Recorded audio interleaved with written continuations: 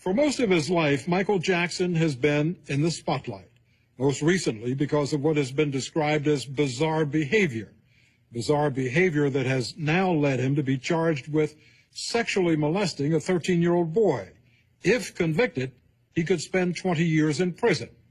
Now out on bail and awaiting trial, tonight Michael Jackson speaks out for the first time about his arrest, his accuser, and the charges that have, for the moment, made his life a shambles. We sat down with Michael Jackson on Christmas Day at a hotel in Los Angeles, one of several cities where he has been in seclusion since authorities in Santa Barbara officially charged him with 7 counts of sexual molestation and 2 counts of using an intoxicating agent reported to be alcohol to seduce the boy.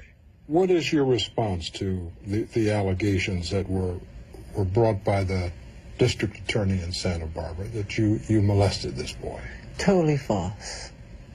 Before I would hurt a child, I would slit my wrists. I would never hurt a child. It is totally false. I was outraged. I could never do something like that. This is a kid you knew? Yes. How would you characterize your relationship with this boy? I've helped many, many, many children, thousands of children. Cancer kids, leukemia kids. This is one of many.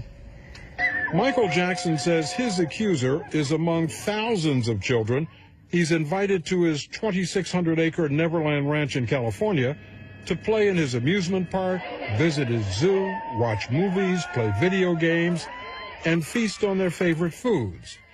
Tell me why you developed Neverland. Because I wanted to have a place that I could create everything that I never had as a child. So you see rides, you see animals, there's a movie theater. I was always on tour, traveling, you know, and I never got a chance to do those things. So I compensated for the loss by, I have a good time. I mean, I can't go into a park. I can't go to Disneyland as myself. I can't go out and walk down the street. There's crowds and bumper-to-bumper cars, and so I create my world behind my gates. Everything that I love is behind those gates.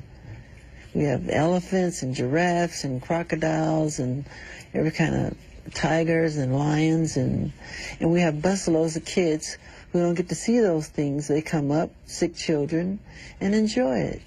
They enjoy it in a pure, loving, fun way. It's people with a dirty mind that think like that. I don't think that way. That's not me. And do you think people look at you and think that way today?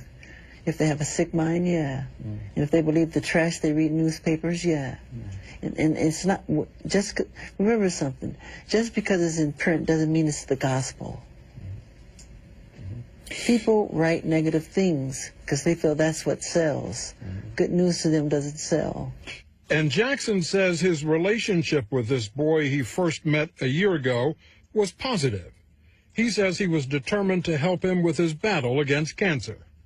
So when he would come over, what would he do? What would you do? I'll tell you exactly. When I first saw him, he was totally bald-headed, white as snow from the chemotherapy, very bony, looked anorexic, no eyebrows, no eyelashes.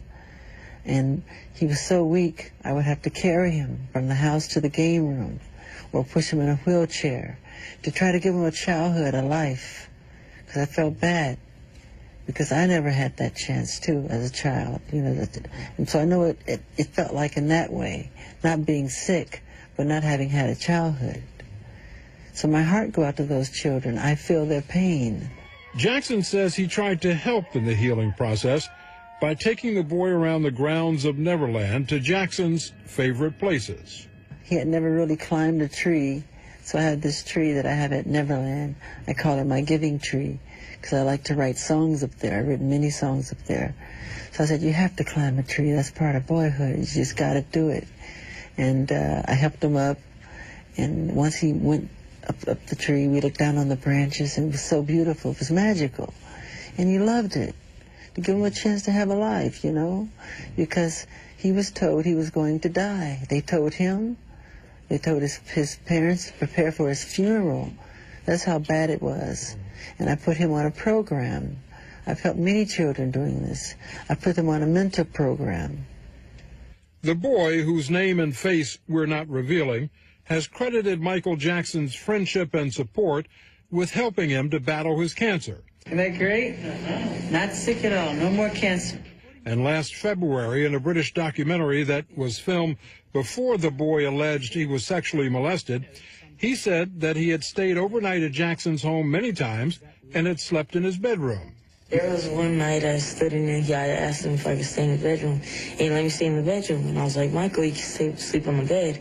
And he was like, no, you sleep on the bed, sleep on the bed. We're like, no, you sleep on the bed.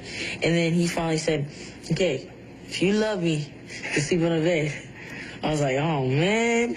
And so I finally slept on the bed. That comment, along with Michael Jackson's startling confession that he had shared his bed many times with children, spurred an investigation last February by the Los Angeles County Department of Children and Family Services, which interviewed the boy and his mother to determine whether he had been sexually molested by Michael Jackson. According to an agency memo, the child denied any form of sexual abuse, and the investigation by the Sensitive Case Unit concluded the allegations of neglect and sexual abuse to be unfounded. Over the next several months, relations between the boy's family and Michael Jackson deteriorated. According to sources close to the family, the boy's mother had suspicions that Jackson was serving alcohol to her 13-year-old son, who was still suffering from cancer. Eventually, she took her suspicions to the district attorney, and that led to a full-scale investigation by his office and the Santa Barbara County Sheriff. An arrest warrant for Mr. Jackson has been issued on multiple counts of child molestation. The bail amount on the warrant has been set at $3 million. If Michael Jackson's watching this right now, what's your message? Get over here and get checked in. We would encourage him to turn himself in and cooperate with law enforcement. With that announcement 2 weeks ago, Michael Jackson's future and his career were in serious jeopardy. At 12:05 today, Michael Jackson was taken into custody. He surrendered to authorities and was booked on child molestation charges of lewd and lascivious conduct with a child. What was going through your mind when you're taken into a police station in handcuffs to have a mug shot taken that you know is going to be shown around the world? They did it to try and belittle me, to try and to take away my pride. But I went through the whole system with them, and at the end, I wanted the public to know that I was okay, even though I was hurting. What happened when they arrested you? What did they do to you? They were supposed to go in and just check fingerprints and do the whole thing that they do when they take somebody in. They manhandled me very roughly. My shoulder is dislocated, literally. It's hurting me very badly. I'm in pain all the time. See this arm? This is as far as I can reach it. Same with this side over here. Because of what happened at the police station? Yeah, at the police station. And what they did to, if you saw what they did to my arms,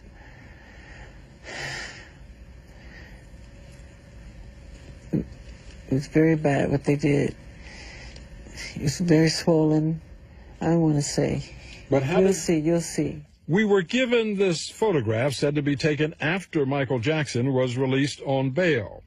Jackson says the swelling above his wrist is where the police handcuffed him. How did they do it? I mean, what did they do? With the handcuffs, the way they tied them too tight behind my back. Behind your back? Yeah, and they put it in a certain position, knowing that it's going to hurt and affect my back. Now I can't move. It keeps me from sleeping at night. I can't sleep at night. And Jackson says there was more. One time I asked to use the restroom, and they said, sure, it's right around the corner there. Once I went in the restroom, they locked me in there for like 45 minutes. There was doo-doo feces thrown all over the walls, the floor, the ceiling, and it stunk so bad. Then one of the policemen came by the window and he made a sarcastic remark. He said, does it smell good enough for you in there? How do you like the smell? Is it good? And I just simply said, it's all right. It's okay. So I just sat there and waited. For 45 minutes? Yeah, for 45 minutes, about 45 minutes. And then one cop would come by and say, oh, you'll be out in a second. You'll be out in a second. Then there would be another 10 minutes added on, then another 15 minutes added on. They did this on purpose. What about Jackson's allegations? Was he mistreated?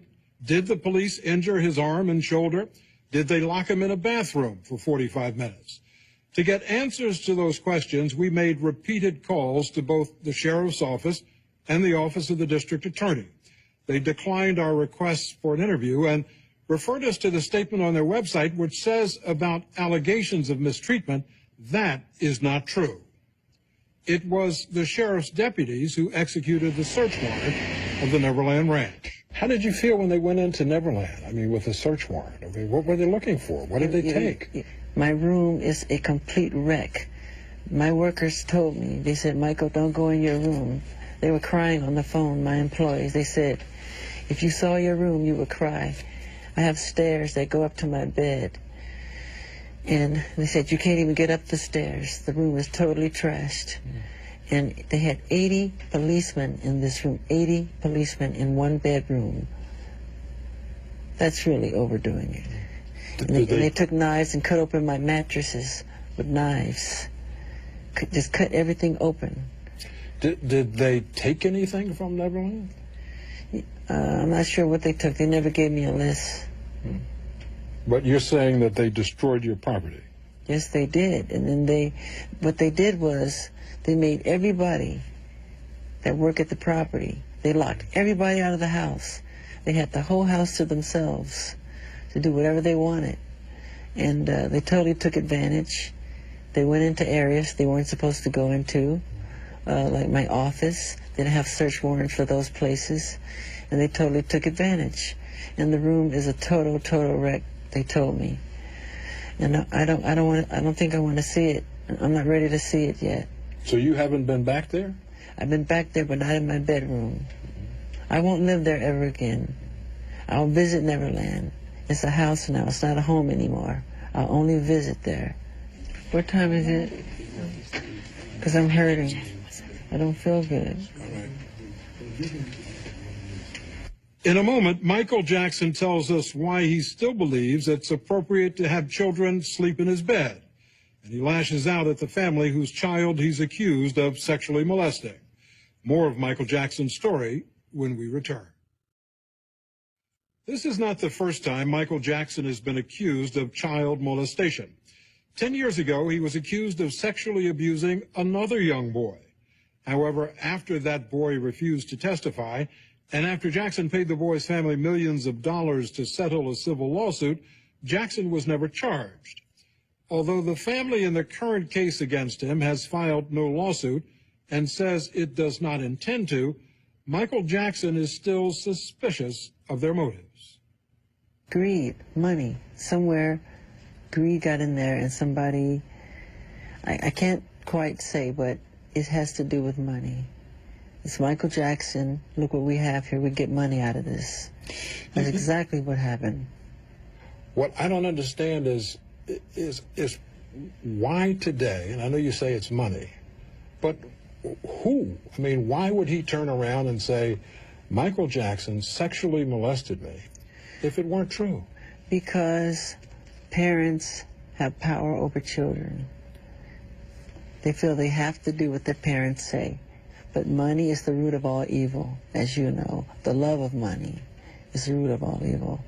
And this is a sweet child, and to see him turn like this isn't him. This is not him. So you don't think this comes from him, this comes from his parents? No, this is not him. No, I know his heart. Jackson said that even if he could, he would never settle this case, as he did when similar charges were made in 1993. So if you were innocent, why would you pay? I mean, to keep it quiet. I mean, why not go into court and fight for your good name? I'm not allowed to talk on that. Sure. Here we go. Jackson's attorney, Mark Garagos, told me that if I wanted an answer to that question, I'd have to ask him. I mean, remember what happened to him 10 years ago. He was humiliated. He went through where somebody was examining him, was photographing him, was having him, humiliating him in the worst way in terms of looking at his private parts and photographing his private parts. And he was subjected to some of the most just intrusive kinds of things that you could ever imagine. I can only try to put myself into that situation and say, look, if money could make that situation go away, maybe that was the calculus then. I don't know, and I don't want to second guess it. But what you end up with is the public perception that this has happened not once, this has happened twice, that young boys have come forward to accuse him of sexual molestation over the last 10 years. And he has made public comments about how he enjoys sharing his bed with children. Can you understand how the public might feel that, hey, maybe there's something here, there's a lot of smoke? Well, look, there's a lot of smoke, but I think it's a lot of the people who blow the smoke are twisting what's happened. I understand when people say now there's somebody else who came forward, but I think, in all fairness, most people get it. Most people understand that this case is not about anything but money. We asked the mother of the accuser who made these latest allegations to tell us her side of the story, but she declined and would not authorize anyone else to speak on her behalf. That British documentary last February, which you didn't like. Yeah, I didn't like it. You said in that documentary that many children have slept in your bedroom. You said, yes. And I'm going to quote here, why can't you share your bed? The most loving thing to do is to share your bed with someone. Yes. As we sit here today, do you still think that it's acceptable to share your bed with children? Of course. Of course, why not? If you're going to be a pedophile, if you're going to be Jack the Ripper, if you're going to be a murderer, it's not a good idea. That I'm not. That's how we were raised. And I didn't sleep in the bed with the child. Even if I did, it's okay. I slept on the floor. I gave the bed to the child. But given all that you've been through, yeah, given the allegations, given the innuendo, why would you put yourself in a position where something like this could happen again? Well, I'm always more cautious, but I would never stop helping and loving people the way Jesus said to. He said, continue to love, always love, bring on the children, imitate the children, not childish, but childlike.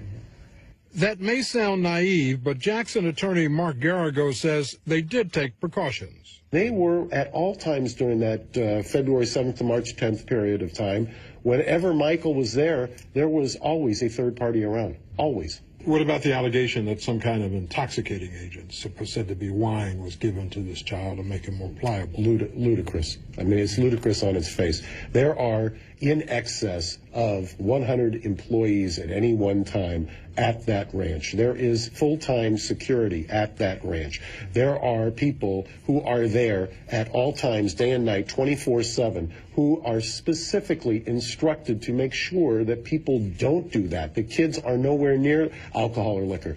You're a parent. You've got 3 children. Yes. Would you allow your children to sleep in the bed with a grown man who was not a relative, or to sleep in the bedroom? Sure. If I know that person, trust them, and love them. That's happened many times with me when I was little. Would you, as a parent, allow your children to sleep in the same bedroom with someone who has the suspicions and allegations that have been made against you and about you today? Would you allow that? Someone... If you knew someone who had the same kind of allegations. Yeah, I know exactly what you're saying. Would you let your children? My children? Sleep in that man's bedroom? If I knew the person personally, because I know how the press is, I know how people can twist the truth. If I knew the person personally, absolutely yes. Absolutely. I wouldn't have a problem with it. Do you know how this looks to a lot of people? I mean, do you understand that? How does what look? How the fact that you... know why? People think sex. They're thinking sex. My mind doesn't run that way. When I see children, I see the face of God. That's why I love them so much. That's what I see. Do you know any other man your age, a 45-year-old man, who shares his bedroom with children? Of course. Not for sex. No, that's wrong. Well, let me say, from my perspective, my experience, I don't know any 45-year-old men who are not relatives of the children who share their bedroom with other children. Well, what's wrong with sharing your bed? I didn't say I slept in the bed. Even if I did sleep in the bed, it's okay. I am not going to do anything sexual to a child. It's not where my heart is. I would slit my wrist first. I would never do anything like that. That's not Michael Jackson, I'm sorry. That's someone else. And the Michael Jackson of today is not the Michael Jackson who, at one time, was the #1 pop star in the world. His Thriller CD topped the charts, while his latest didn't crack the top 10. What has this done to your career? What has it done to my career? What has it done to your career? In what way? How has it impacted, touring, record sales? My album's #1 all over the world. All over the world. America's the only one because, I don't want to say too much. But it's not #1 in the United States. It's conspiracy, yeah. I don't want to say too much. I'm done. I don't want to say much because I'm hurting. I'm really hurting. Before Michael Jackson's attorneys stopped the interview, we were able to ask him one last question. Michael, what would you say to your fans who have supported you through all of this and who today, some of them might have questions? What would you say to them? Well, I would tell them I love them very much, and they've learned about me and know about me from a distance. But if you really want to know about me, there's a song I wrote, which is the most honest song I've ever written. It's the most autobiographical song I've ever written. It's called Childhood. Have you seen my childhood? They should listen to it. Jackson will make his first appearance in court on January 16th when he is arraigned. He is expected to plead not guilty.